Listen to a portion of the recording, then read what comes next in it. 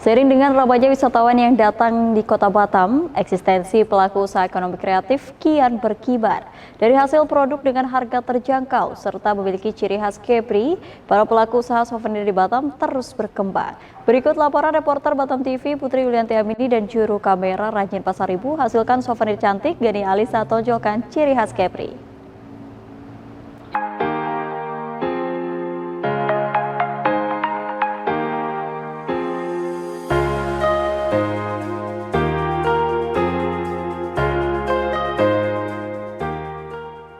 Sebagai salah satu kota yang banyak dikunjungi wisatawan, Batam perlu meningkatkan kemampuan pelaku ekonomi kreatif sebagai penunjang kawasan wisata yang dimiliki.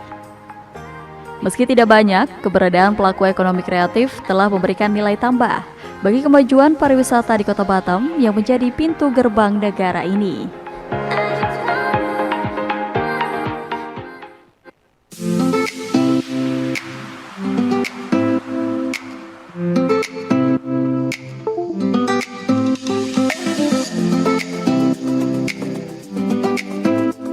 Hai sahabat UMKM, kembali lagi di UMKM Provinsi Kepri. Berbicara terkait kerajinan, tentunya modal awal yang harus kita miliki adalah ide ataupun konsep. Karena dengan dua hal tersebut, kita akan menghasilkan produk yang memiliki nilai tersendiri. Seperti halnya UMKM yang akan kita datangi pada siang hari ini.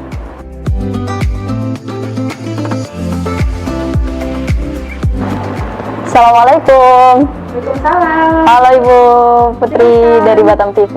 Iya, silahkan mampir di Galeri Gani Alisa. Gani Alisa ya. Iya, biasanya untuk seminar, tas seminar. Sebut saja Mbak Lia, ia menjadi salah satu pelaku ekonomi kreatif di Batam yang telah mengalami pasang surutnya dalam berwirausaha. Mengawali usaha dengan membuka sebuah travel hingga masker, kini Lia menekuni usaha di bidang kria dengan memproduksi aneka souvenir seperti gantungan kunci, pouch, handbag, sling bag, hingga tote bag. Menggunakan rumah tinggalnya sebagai tempat produksi, wanita dua anak ini membuat souvenir dengan brand Gania Alisa yang menonjolkan ciri khas Batam seperti batik gonggong, batik marlin, dan songket.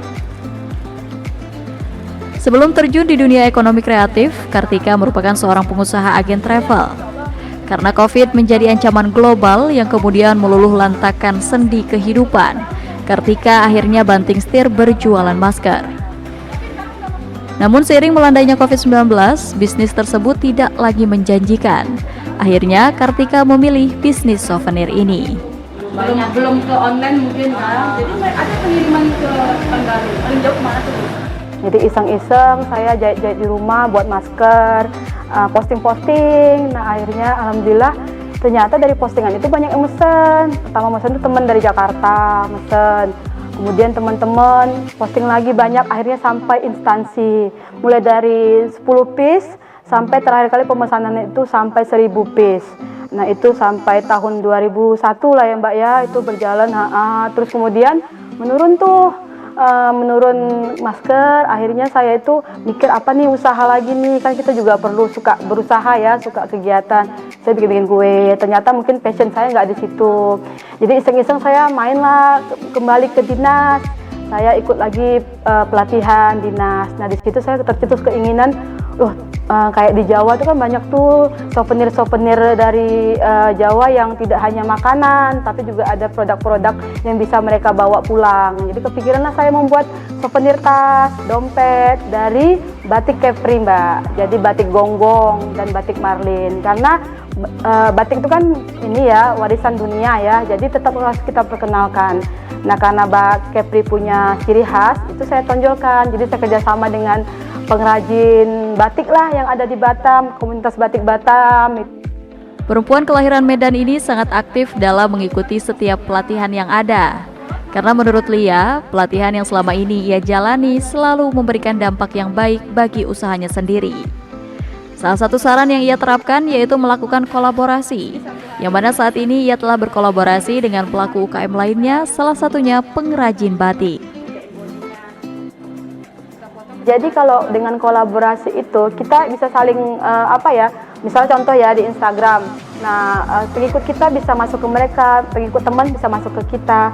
Jadi saling membantu. Dengan barang kolaborasi itu siapa tahu ya jadi bagus. Contohnya ya Mbak ya, kayak kemarin souvenir dari Dinas UKM Kota Batam yang dibawa ke STQ Kabupaten Karimun. Itu kan tas saya, dalamnya itu produk-produk UMKM Kepri, contohnya kayak keripik, sambal, segala macam, dijadikan satu. Nah itu kan orang lebih tertarik ya satu paket gitu, daripada ngambil saya punya aja, nah, dia punya aja. Jadi kita kok top satu mungkin jadi lebih bundling paket gitu, jadi orang lebih tertarik gitu. Nah jadi jangan takut untuk kolaborasi. Seiring berjalannya waktu serta semakin banyaknya permintaan pasar, dalam menjalankan bisnis ini, Lia dibantu oleh 2 karyawan dalam melakukan produksi. Salah satu yang membantu Lia dalam memproduksi souvenir yaitu Mila. Mila yang sebelumnya bekerja di sebuah perusahaan tekstil menjadi salah satu karyawan yang membantu sekaligus mengajarkan Lia akan teknik dalam menjahit yang sebelumnya ia kuasai. Dalam satu hari, Mila menghabiskan 8 jam waktu kerja di tempat produksi Gania Alisa. Memiliki frekuensi yang sama antara dirinya dengan Lia, Mila merasa nyaman bekerja di Gania Alisa. Biasanya dia kan mengasih benang kan pakai tangan tuh ya, karena saya pernah dulunya belajar juga ya, pakai tangan luka. Karena saya dah biasa di PT kan mau cepat, biasa kan PT kan langsung cepet gitu kan. Taruh di sini kita langsung iniin stok benangnya berapa, sudah kita gulung banyak-banyak kan, jadi dah gitu kan. Kalau dia kan saya ajarkan jangan pakai tangan lagi karena luka. Jadi biar cepat pun juga benangnya biasanya ditariknya semua, dimasukinnya ini satu. Saya kan susah itu, jangan kamu tarik, saya nanti nyusunnya susah gitu. Oh gitu ya. Saya ajarin itu menyusun benangnya gimana biar itu benangnya biar bagus, ini setelannya biar bagus gitu ya kan. Alhamdulillah ya, dia juga ngikut gitu.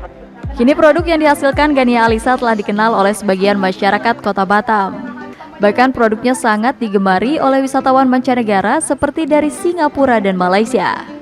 Seiring dengan mulai banyaknya wisatawan yang datang ke Kota Batam dan pulihnya perekonomian, Gania Alisa diharapkan bisa lebih mendunia sehingga bisa menjadi produk yang diekspor. Balia selaku owner Gania Alisa bukan hanya memiliki ide dan konsep dalam mengembangkan usahanya, namun beliau juga melakukan kolaborasi dengan pelaku UKM lainnya sehingga menghasilkan produk yang cantik ini. Yang ini adalah kolaborasi songket dengan kain kanvas, dan ini ada batik yang dikolaborasikan dengan kain kanvas.